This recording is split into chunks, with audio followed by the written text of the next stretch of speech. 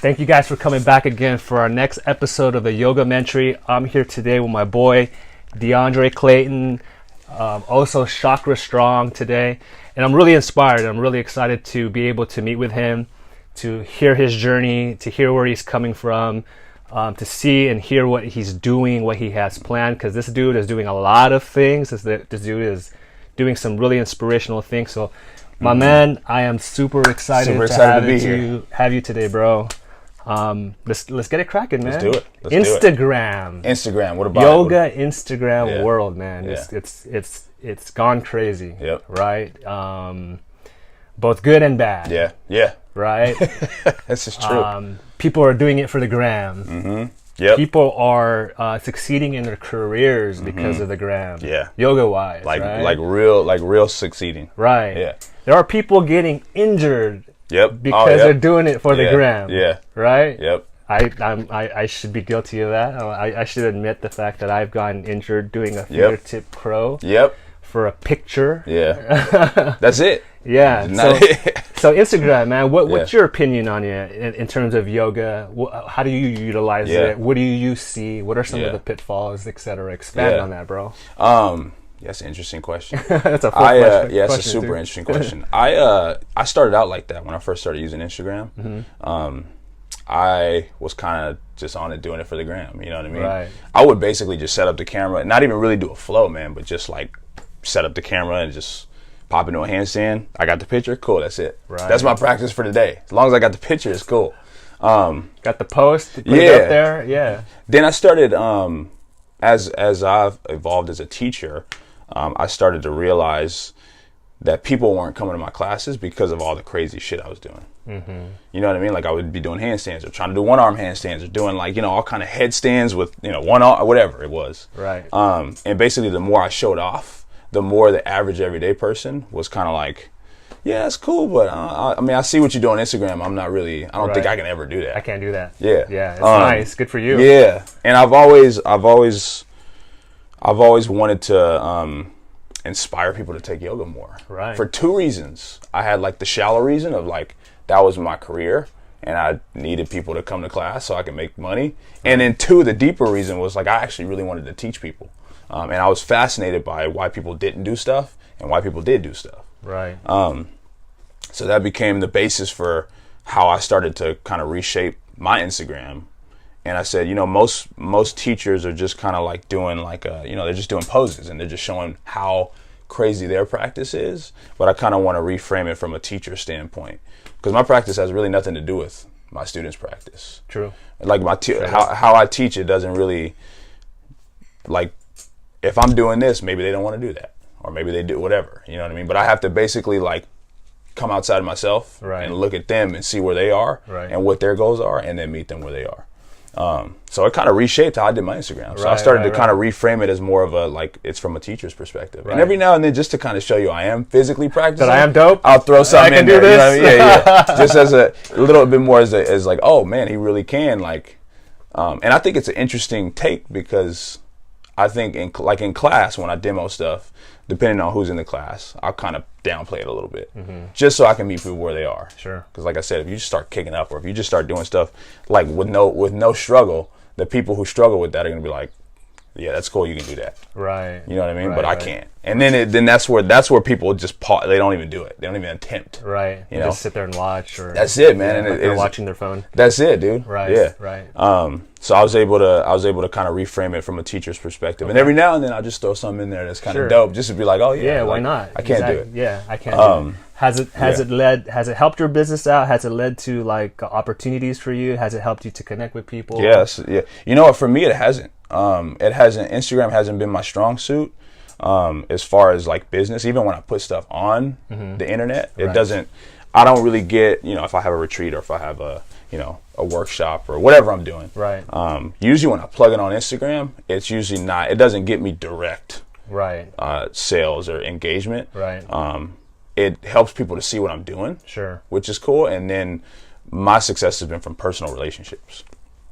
But I'm kind of in a place right now where I'm trying to reframe, like, how do I use the internet as a way to actually gain more traction with people seeing what I'm doing financially, all of it. So that's kind of where I am now. I think I got a little bit frustrated with the rat race of Instagram. Right. Because having to post, having to keep up, having to post. Someone's always doing something cooler than you, no matter what you're doing. Exactly. There's always the Dylan Werners of the world. There's always the, all the, where you're just like, dude, damn. Right. Got you. So it got kind of frustrating for me, but now I've kind of, I guess it's cool because I've taken time to kind of reroute and figure out, like, what is it I'm really trying to do? Exactly. How can you use this tool to your benefit? So exactly. Everyone, you mentioned Dylan Werner. Yeah. Everyone on Instagram that are insta famous in the yoga world, obviously they have their route, what they're doing. Yep. But you said you hit it right on the dot, man. I think you gotta, if you're gonna use it, you gotta use it what's best for you, what you're trying to accomplish. Like you said, reroute it. Yeah. Dude, that's dope. Yep. Let's take it back to the beginning, man. Yeah. Let's think of like back in the day one of yoga, bro. Like, how did you find yoga? Dude, I remember it was yesterday. Yeah. I was a personal trainer. Kind of frustrated. I don't know. It's weird. It's like I was kind of frustrated that people would kind of come to a personal trainer and they kind of think you're like a plastic surgeon or something. They're just like, hey, I want to cut 5 pounds off the waist, and I want to kind of. You're just like, dude, I'm not a barber. You know what I mean? Yeah. And so I would get kind of frustrated because people would show up and they would work out for like a month. And then if it wasn't like drastic, then they were not seeing results. Then they would just be like, all right, well, I'm moving on. Which I kind of understand if you're paying money for that. Right. At the same time, though, I would always explain to people like, man, it's a process. It takes a while, and it's not just a workout that is going to get you results. It's the entire thing. You know what I mean? And I didn't really understand that, but I kind of knew it, intuitively. Right.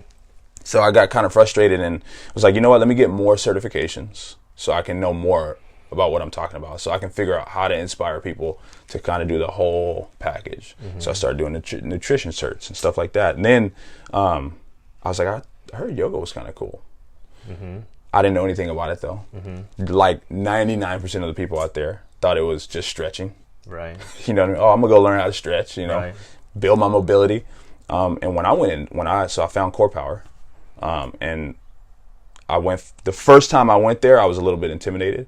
So I got my little flyer, was like, oh, I'm gonna go take it. It took me about 6 months to actually go take a class. Really? I was just intimidated, man. It's all women in there, whatever it was. You know what I mean? I'm not good at it. What are people gonna think of you? Yep, all that, man. Right. All that. Yeah. So so 6 months later, I finally was like, you know what? I grabbed 2 of my buddies. We all went to yoga. Never forget it, man. My first class. I love the movement. The movement felt good, but what drew me was the philosophy behind it. Because my teacher, the teacher that I took the first class, she started sprinkling in these little words of positivity. And I was like, oh, this is kind of cool. It's like, it's not only is it a workout, but it's kind of like, I don't know, it's refreshing for how I'm thinking. Right. And that's what hooked me. So literally I was just like, it was, from day one, I was obsessed. My buddies, I don't know where they are. Right.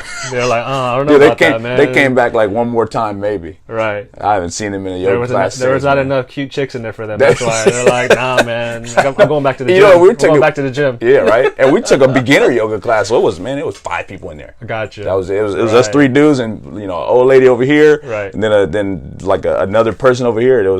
That's funny. But that first class hooked me, man, and I was obsessed. And after that, it was just like kept on every day, man. Every day. Tried an intermediate class, and I was like, kind of hard. I'm gonna go back, so I started taking beginner classes, and then I think I was mentally ready to take level 2 classes. You still had that intimidation. You still had. It was a little bit intimidation, self-doubt. but what I learned was that like with the right teacher, they could teach me how to find level 2 in my body versus like whatever level 2 people think level 2 and 3s are. Right. So I found a teacher who made it super accessible. Right. And so then I was able to kind of take and hear different variations and things like that, and then be inspired to try different things. Sure. Man, it was really the right teaching that kind of got me even more hooked. Right. Because that teacher met me where I was.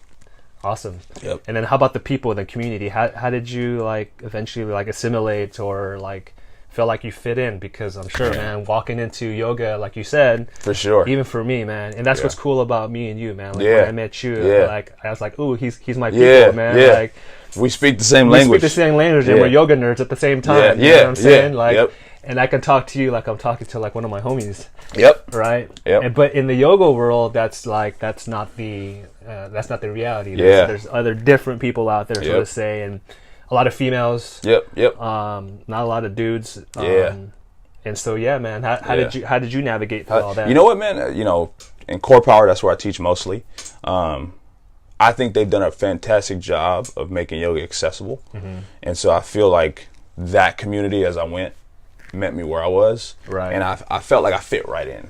Awesome. Because there wasn't, it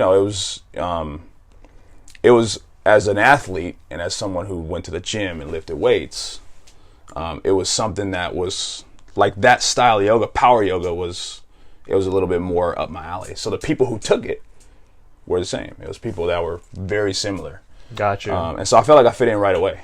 Awesome, Especially with man. the teachers. I made friends with the teachers right away, and it was like they invited me to classes. And if Right. if I wasn't there, they would be emailing me like, "Hey, where you at? We haven't Right, seen you in a while." right. You know what I mean? So it was like it was cool. It was like It just brought you right in, and you felt it- accepted real quick. And that's and that's exactly what's dope about the yoga Yeah. community, man. Yeah. Everyone's accepting of one another. Yeah. No one's Yeah. out to really judge you. You That- know, yeah. I think that's what my thought was initially. Is like, Yeah. am I going to be judged? You Yeah. know, and that was like the self doubt and worry. Yep. But no, man, the community Yep. is like, man, it's really welcoming. Yeah. And there's a lot of love. It's a trip how yoga.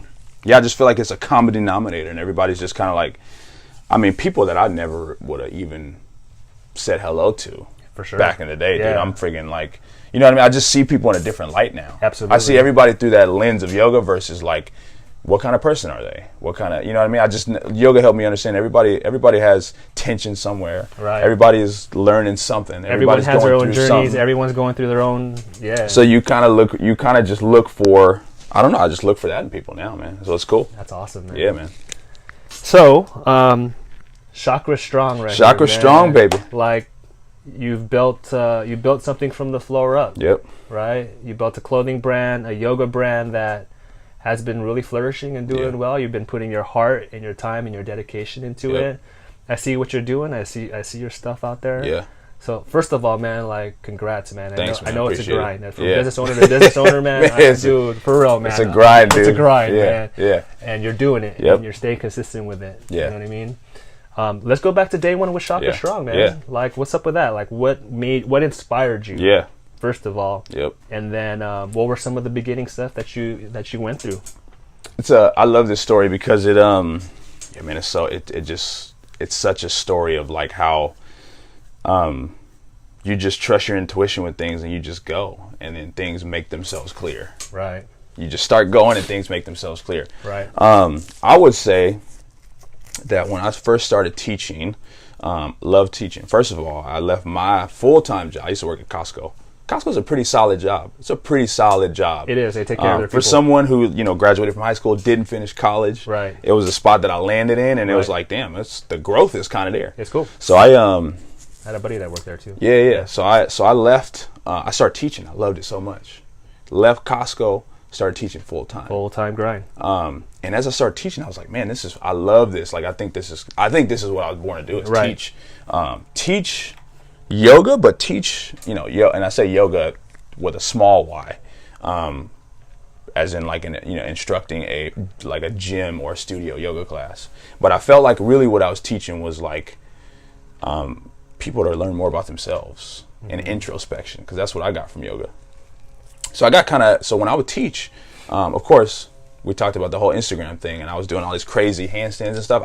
My initial goal was to teach people how to like do cool shit. That was it. Right.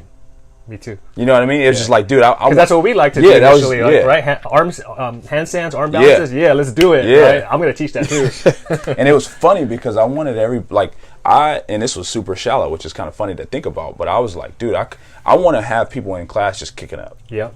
All day long. And anyone who is not down for it, I'm going to basically do it anyway. Right. So that they can weed themselves out. Right. And I could have all the strong yogis in, and we could just be doing a bunch of crazy shit. Sure. So with that in mind, I was trying to teach handstands. I was trying to teach all this stuff. Right. And in the community I was in, it was interesting to watch. 80% of the people just sit there and be like, yeah, that's cool, but I can't do that. You're right. I ain't gonna try. And I'm not even going to try. Yeah. That was like the kicker for me. Like, Right. I'm not even going to try. So this big old plan of having all these strong yogis, right? It's like, dude, it was just you like, look around the classroom, you're like, that's it. 2 out of 20? 2 people, man, out of 20. 2 people out of 40. You know what I mean? Right, Whatever it was. right. Like, it didn't matter how many people was in there. It was always a very small percentage.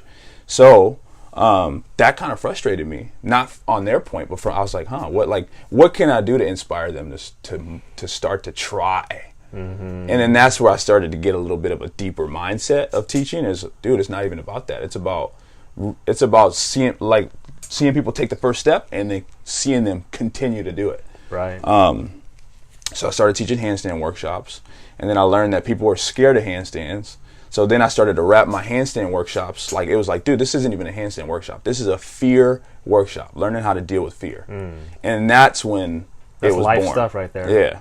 That's when the whole Chakra Strong thing was born. The name wasn't there yet, but it was like, dude, I want to teach people how to, like, emotionally, energetically, mentally, how do you start to work towards some of these postures? So simultaneously, as that was going on, I saw a book that somebody posted on Instagram. It's called Creating on Purpose by Anadia Judith. And it was a guide to the chakras, or it was a guide to manifesting what you want using the chakra system. Rewind to when I was in teacher training. When I learned about the chakra system, I thought it was super fascinating. But I was like, I was a struggling yogi. I come from humble beginnings. I was just like, dude, like the chakra stuff sounds cool, but how does that relate to me in my like Western mind? Like, is it gonna give me more money? Is it gonna give me more relationships? Like what? Like, I don't understand how to relate it to where I am right now. So when I saw that book, I was like, huh. And it was the title that just drew me. So I started reading that book and I was like, oh shit, like, dude, the chakra system is dope. Right. Because it gives you basically an organized category system of how you live your life. True. And just like anything, when anything's organized, you can think clearer, you can get things done quicker. Right. So that was like huge for me. I was like, so I remember it clicked. It made sense. Yeah. You're like, okay. And at the time, dude, I'm taking the bus from Venice to Torrance. That's about 25 miles or so. Right. And I mean, on the bus, that's a 2.5 hour bus for sure, ride. easily. I remember texting my girlfriend. I said, babe, this chakra system is crazy. Right. Like the way this lady framed it, like I want to start a business on this because I feel like everybody needs to know this. Right. You know what I mean? Just even just how to use it as a way to navigate through wherever you are. Not even like the deep spiritual scientific stuff, but just literally organizing how you think, how you feel, what you're doing, all that stuff. So I started branding my workshops as Chakra 7. That was the original name, Chakra 7. And basically that was like a take on working from the top down. So how do you take ideas? How do you take, whatever you're excited about, and how do you bring it all the way down to where it's a real, tangible, physical thing? Right. And then I started to talk about chakras in my workshops. And then same thing as handstands. I noticed half the people will be like, oh man, this is interesting. Right. Half the people will be like, I don't know. Like, I believe in God. I don't know if that's, sure. I don't know if I believe that. Sure. You know what I mean? So I was like, go back to the drawing board, And I was like, you know what? I had to accept that what I was the most interested in was chakra psychology, mindset, perspective, and basically how to shift your behavior in a way that makes you in a place to take your ideas into reality and not to feel a victim of your situation and find a sense of freedom in that to be able to do what you got to do. And that's where the name Chakra Strong was born. Beautiful. It was kind of a blend of like my spiritual geekness, right? And that's why I chose the word chakra to put in there, right? Even though some people may be like, it may catch some people's eyes, it may not. Right. And then the word strong was just like, I just felt like it was like, it's a period. Right. It's like, chakra, it feels like a higher energy word, and strong, it's just like, boom, it's balance. Right. And when you're even to add all that with like the asanas, the physical practice, like your style of teaching is very strong. Yeah. So to add that together, it's like, boom, all in one. Yeah. Yeah. And I learned that the reason why I liked handstands and things like that, because it made me feel strong. It made me feel unstoppable. Right. So that was, where I was. My knowledge at the time kind of had me in a little bit of a shallow place. Mm-hmm. But really what was trying to manifest was me teaching people how to be unstoppable. Because anyone who can do handstands, they won't shut up about it. Right. They won't stop showing it because it makes you feel strong. You know what I mean? That's true. And that's why underneath it's really just you challenge the status quo. Right. You feel right. So it is a clothing brand. It is a representation of everything that you just said. What are some of the challenges, man, that you've faced as starting a clothing line in the yoga world? You know, it's luckily right now, it's branded wear. So and I'm actually working on making it like its full own fashion line. I got a couple meetings next week to kind of put those things in place and to kind of start that. But right now it's just a promotional clothing brand. So it's easy because I can just get a Nike pullover and just throw my logo on it. Right. And because Nikes are already a reputable brand, people are like, oh, you got Nike, or you got North Face, or you got, so then people are excited. Right. I was scared to go the expensive route, like North Face. Right. But when I got a North Face jacket, people were like, "Oh man, that's cool.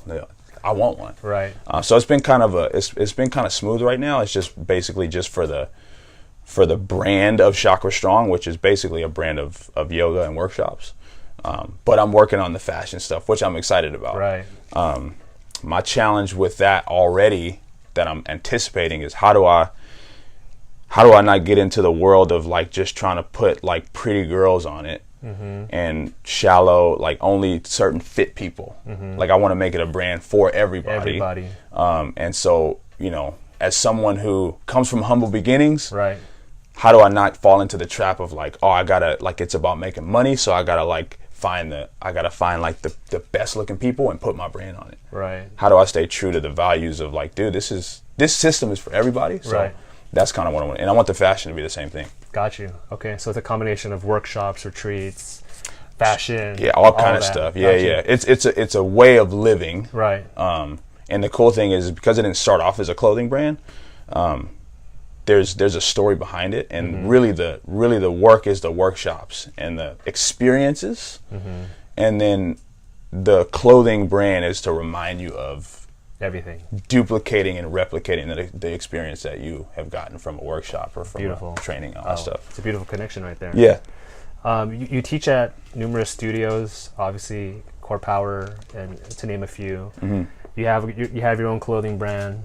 You obviously probably wear it and represent it on a daily basis. That's all I wear now. Right. Yeah. That's your everything. That's the brand it's your brand, right? Yep. And so, but you work at other locations. We work at these studios, right? And is there a conflict of interest? Yeah, that's an interesting question. Has there been something that has come up with them, and they're like, are you trying to sell your brand during classes? Have you faced that? It's funny. At one studio I teach at, it was interesting because I was, again, humble beginnings. I'm just a brother trying to hustle and like be a family man one day. Word up. So I'm real about doing what I got to do. Sometimes, you have to kind of do things like low key and stuff like that. But I mean, it's just what has to be done. So I would be getting orders for Chakra Strong, and I'm at the studio, dude.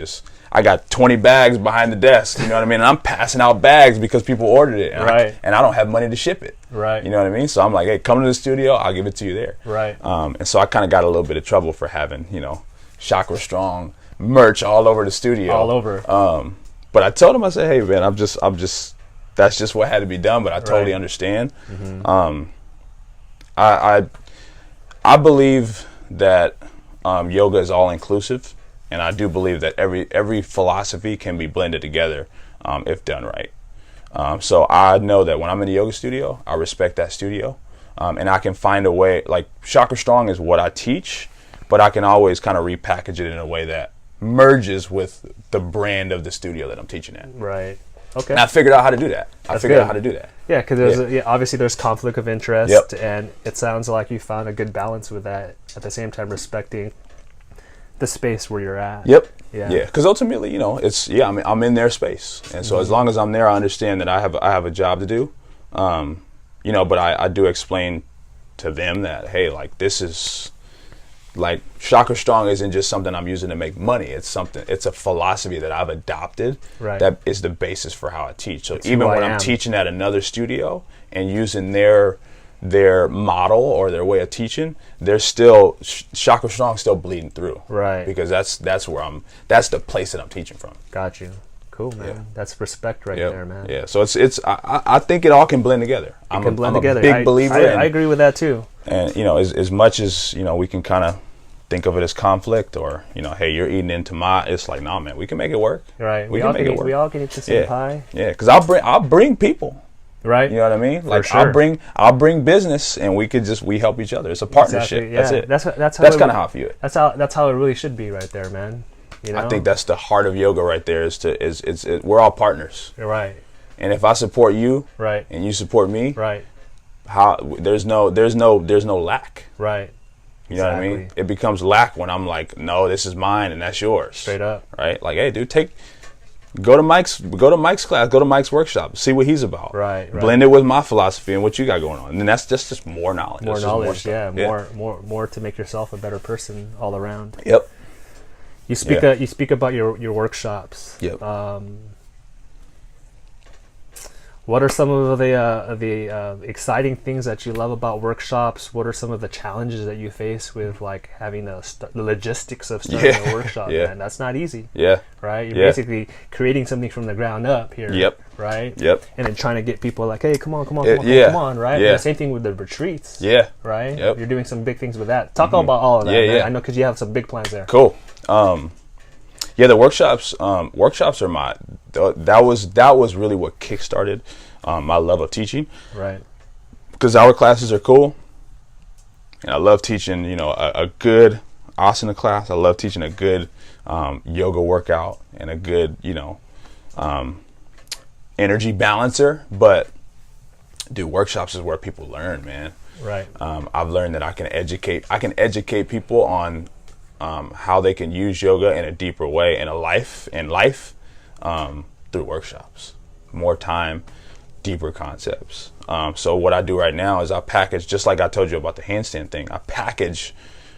It's a yoga workshop, but really it's not a yoga workshop as in like we're gonna go and do physical yoga postures only. But really it's self-development wrapped up in yoga, which at the heart of yoga, that's what it is. The big Y yoga is how to live a fulfilling life. Mm-hmm. So that's I've repackaged it as like, hey, this is really this is a workshop on how to commit more, how to find your flow more, right, how to find your hustle more, how to connect with yourself on a level that brings you growth. And then we repackage it into a physical yoga class too. So I usually do like a little bit lecture. I usually do a little bit of a flow, and then I do like a long shavasana and like a meditation. So it's a full experience. I bring things like colored lights, obviously Chakra Strong. You have things that relate to your energy like sound, lights, music. So I combine all of it so that it's deep in your mind. Right. It's not just something that you're like, oh, that's a cool idea. But it's like, no, I'm trying to get deep into the brain so that it's like automatic. You know what I mean? So that's kind of the workshops I do right now. Chakra Strong workshops it's a full experience. Cool. So I'm a new teacher, right? I'm inspired to do workshops just like you, man. Yeah. What advice can you give me? The advice I can give any new teacher is to teach from a true place first. Be completely transparent about where you are. Hey, I'm a new teacher. This is what I got going on. Right. And then to look for the challenges that you want to solve in a yoga class.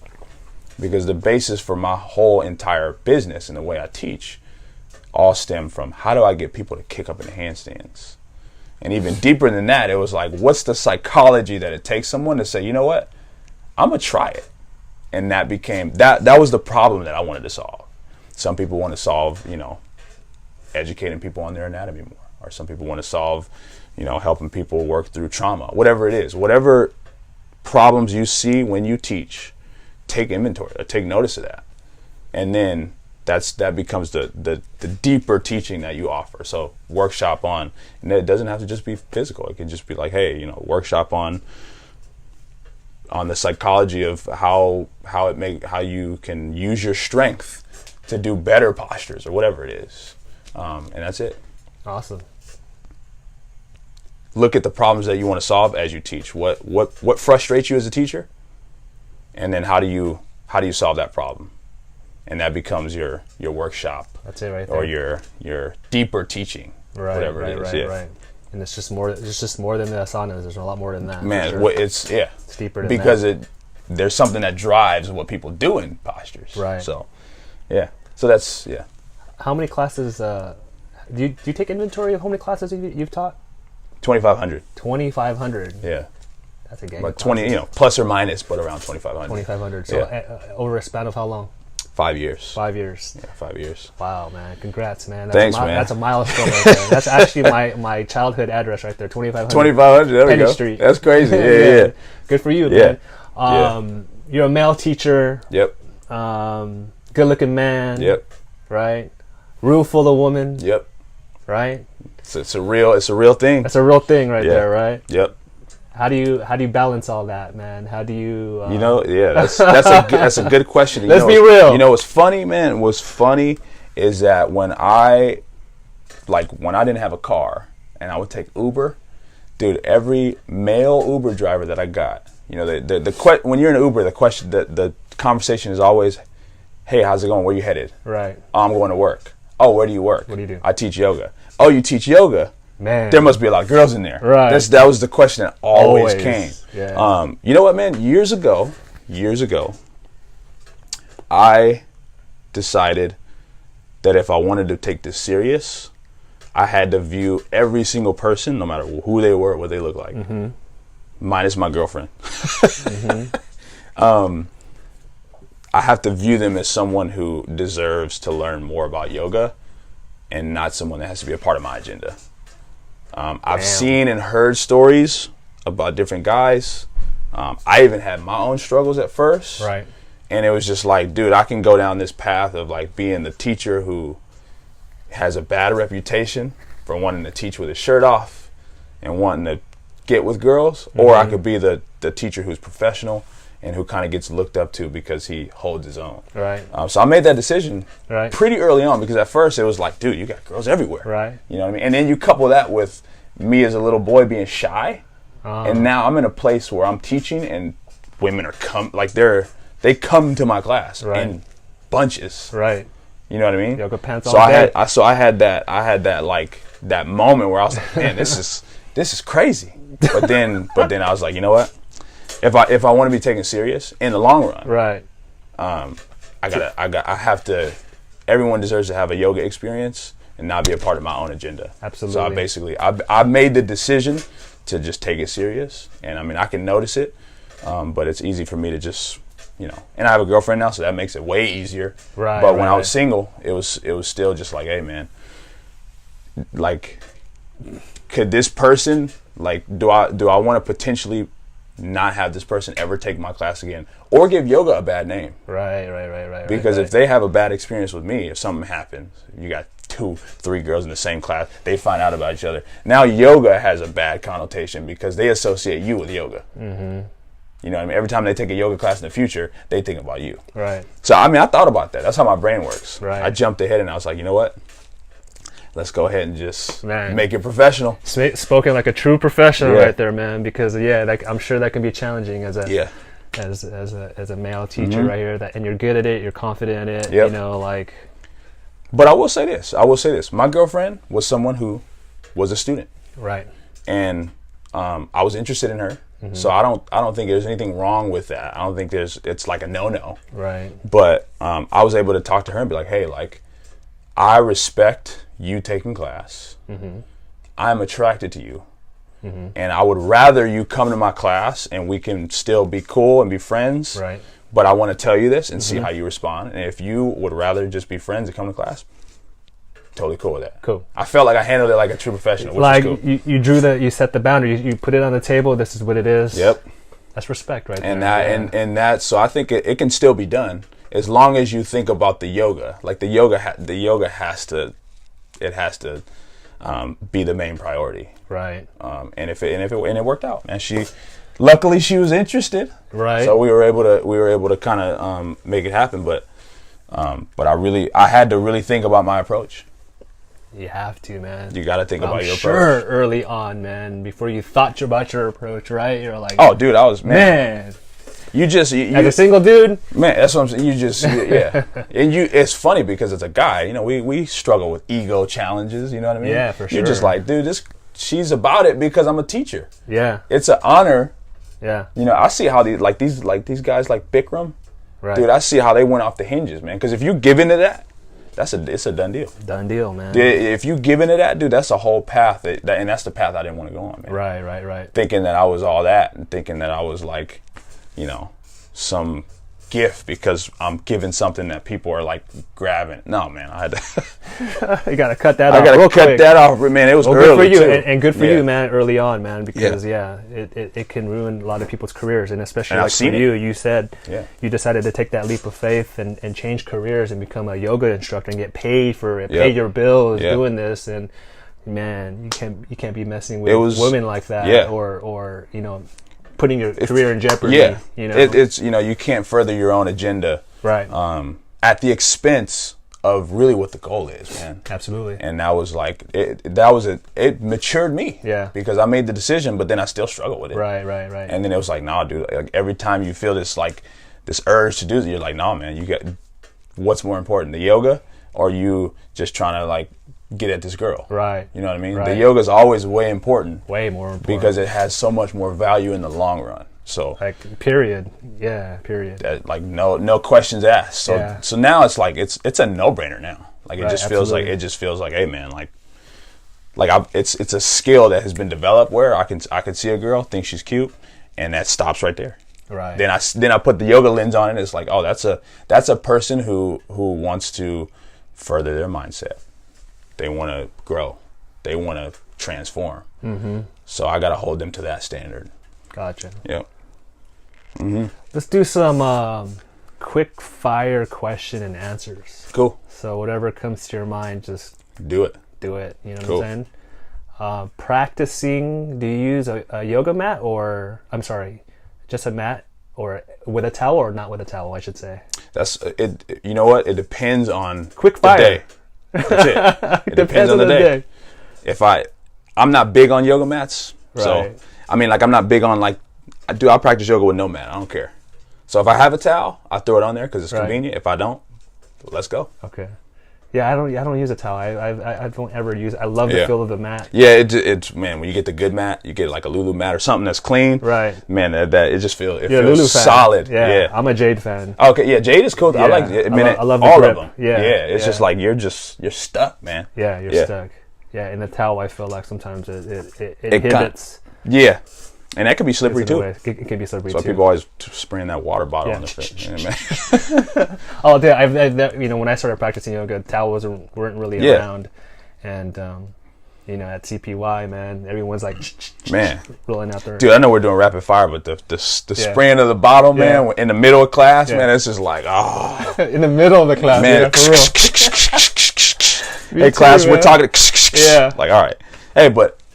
Empathy, you meet people where they are. For sure, man. Yeah. Like to each their own. You gotta get your yoga mat straight. That's you gotta it. Get your towel straight. It's funny. You learn how to. Man, I'm telling you, you learn how to be empathetic toward people. Right. That's what they need. That's what they need. Right. Yeah. Teaching yoga class, style of music that you like to play. You have to choose one style. What style would it be? Future trap, which is basically it's hip hop. It's hip hop instrumentals with an electric feel. Okay. Usually instrumental. Okay. That's my style of choice. The most. Okay. How about as a practitioner? What do you prefer? A style of music as a practitioner? One style only. You can't say this, but this. Yeah. Or no music at all. Yeah, I'd say the same style. Upbeat, instrumental, electric or electronic, just because it has so many different sounds. I'm a geek, so right. Yeah, I would say it's technically what we call future trap. So anything that is hip hop beat, instrumental. Got you. Yeah, I feel that. With deep sounds. Right. Yeah. Okay. Styles of yoga that you like to practice: Hatha, Ashtanga, Vinyasa, restorative. Like, what's your go-to? Go-to is power. Power yoga. Power Vinyasa. Okay. I like to work out, do yoga at the same time. That's what I came to first. That's what I teach. Right. That's my go-to style. Right. Lifestyle of eating choices. Like a lot of yogis are vegans or vegetarians, or a lot of people are not. What are you? Right now, I am eat whatever you want. Eat whatever you want. Eat whatever you want. Get down. I do have the shame and the guilt of like, I need to be vegan, I need to be plant-based, I need to be sure. But it's all around. You hear it. It's all around. Right. But where I am right now, how busy I am, right. how much I'm on the go, right. I almost need to hire someone to do it for me. Meal prep wise, knowing what to eat, what to do. Right. Yeah, I was vegan for 2 years and it was really challenging. Were you really? Yeah, for like 2 full years. on, committed. And the only reason I came off it was because I hit a low point, man. It was when I was teaching yoga, and I just didn't have the energy, the headspace, right. or the finances to really like get what I needed. Right. So I just was like, dude, I got to go to Jack in the Box. Straight up. Like I can't figure it out. Like I got to figure out how to actually make ends meet first. Right. You know what I mean? So I ended that 2-year run, but 2 years, man. No meat, no. Man. It was 1 year vegetarian, 1 year vegan. That's what it was. I mean, how do you give up them ribs, man? Like, man. For real. You know, luckily, I'm sure you get used to it like anything, right? Yeah. After a while. Luckily, I was never really a foodie. Right. Like I love food. Don't get me wrong. Everybody right. loves food, but right. it was never like I didn't grow up with like real good home cooked meals all the time or anything that really exposed me to it. Food for me has always been something you get on the go. That's just what I learned as a kid. So, so it was easy for me to give it up because I didn't have like an emotional attachment to it. Got you. Yeah, when you have an emotional attachment to it, it feels impossible. I'm a foodie. I love my food. I love all kinds of variations of food. And I love health, and I love like like eating right and all that. Yep. And we're around a lot of vegans and vegetarians in the yoga world, and it inspires me. But I'm like, it's I can't give up my steak. Yeah, man. It's tough because we're in a place right now where, dude, when people like and this is what I love about the chakra system because you understand. Right. It gives you more empathy because you see people through a different lens. Right. Dude, when people have an emotional attachment to something, it's 10 times harder to let it go. Mm-hmm, mm-hmm. And this isn't just an emotional attachment. This isn't just a personal emotional attachment. This is generations. Right. So me being an African American black right. guy, my DNA, that's how we survived. That's soul food in tough times. Sure. So it's part of my you know what I mean? It's part of my DNA. Yeah. And so it's going to be a process. As long as we are consistently looking for ways right. to improve and to transform. Right. It'll take a while, but right. we'll get there. Got you. Heat. You prefer to practice with heat or without heat? Right now, little to no heat. Okay. As a teacher, do you prefer to teach with heat or without heat? Bump it up. Bump it up. Yeah. Okay. Yep. Man, I can talk about heat for a while, but man, this is quick fire. This is quick fire, right? Yeah. Mirrors or no mirrors? Man, right now, no mirrors. No mirrors. Right now, no mirrors. Yep. Let's talk about that a little bit. Yeah. Mirrors. I like mirrors. I think for the entry level yogi, it makes them feel comfortable. Right. It lets them look at themselves. Even for a deep yoga, I think there's something special about being able to look at yourself in the mirror. As long as there's a depth to it. But I also think it could be very shallow. I think it could be it takes away from the internal experience of yoga. So right now I'm no mirrors. If I had to choose, because I can just close my eyes and just go based off of how I feel. Right. And I think that's the juice, is knowing how you feel, not how you look. Because you can look good. For sure.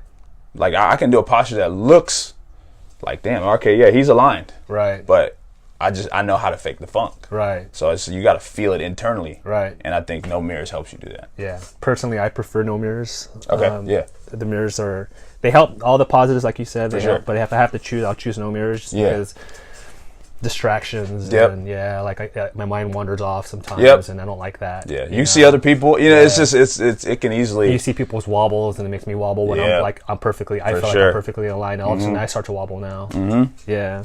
Totally. You have more vision, so it's not it's not just your peripheral, but now you see the whole thing. Right. You know what I mean? Yeah. Right. For sure. Yep. What's next for you, bro? Like, what's in store? What do you have planned? What do you have vision? Let's say in the next year. Yeah, next year. Next year is I want to do my own 200-hour teacher training.